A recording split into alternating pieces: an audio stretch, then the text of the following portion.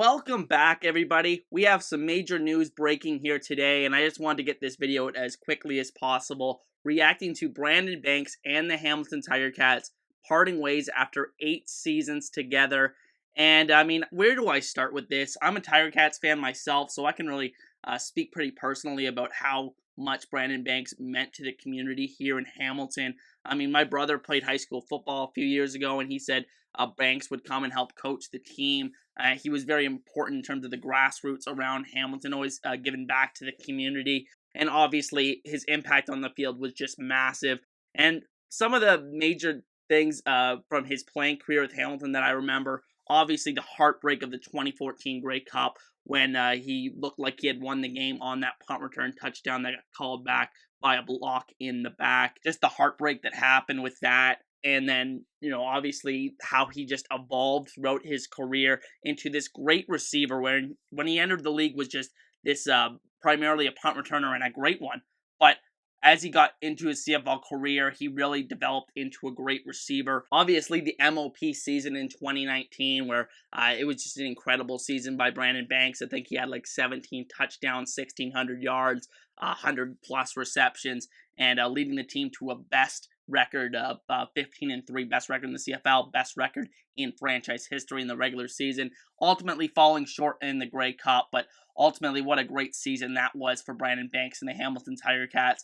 And man, this guy just meant so much to this team, this city, and he's going to be greatly missed, honestly. And even though I've said in previous videos that I think the attention Hamilton this offseason really should have been on the younger receivers, and I'm assuming that's the direction they're going to go with, try to sign guys like Steven Dunbar, Jalen Acklin to new contracts, and parting ways, obviously, with Banks today. But even with that said, I think Banks just losing him is going to be a huge culture thing for this team. And it's going to be really interesting to see how this team does going forward without him. It's going to be interesting to see where he ends up ultimately in the CFL's free agent period here. But I have a couple ideas. So one that I really feel pretty strongly that Banks could end up in is Ottawa. And I think it's mostly tied to Jeremiah Masoli. And Jeremiah Masoli is very much connected to Ottawa in terms of rumors this offseason. When free agency is going to open, a lot of people expect for him to go to Ottawa and ultimately become their starting quarterback. And I think because of the time that Brandon Banks and Masoli have spent there, it makes a lot of sense from not just that perspective, but also the fact that Ottawa has that pretty much gaping hole in that receiving room to bring aboard a guy that in Brandon Banks that is a very established guy in the league. Even though he had a down 2021, I think Ottawa would be willing to bank on a bounce-back season in 2022 from him.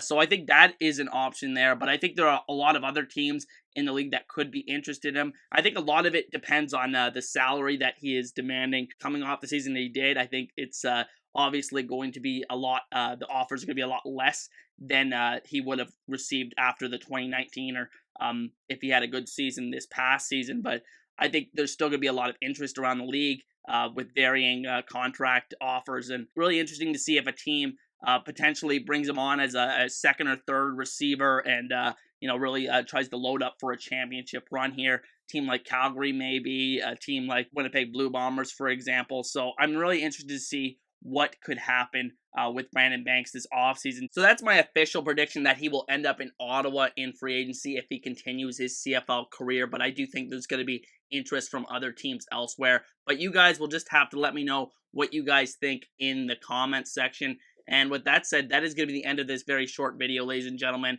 And I want to thank each and every one of you for watching. Once again, my name is Jason. If you want to support the show, the best way to do it is by hitting the like button and subscribing to us, East Huddle, for more CFL content just like this. I greatly appreciate it. And with that said, I'll see you guys next time. Peace.